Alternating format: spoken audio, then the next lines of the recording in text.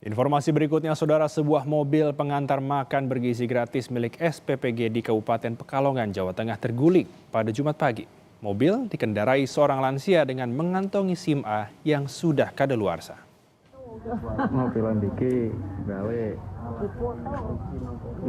Dari video amatir warga, mobil pengantar makan bergizi gratis terguling di desa Pakis Putih, Kedung Wuni, Kabupaten Pekalongan. Insiden berawal saat sopir mobil pengantar MBG gagal mengendalikan laju kendaraan di perempatan jalan. Kemudian menabrak pagar rumah warga dan terguling. Saat diperiksa, sopir berusia 63 tahun itu memiliki surat izin mengemudi yang sudah kadaluarsa. Untuk usianya saja sudah melewati dari aturan, ya. Kemudian juga SIM-nya juga tidak sah, ya. Yang bersangkutan memiliki SIM, namun sejak Agustus kemarin tidak disahkan kembali atau sudah expired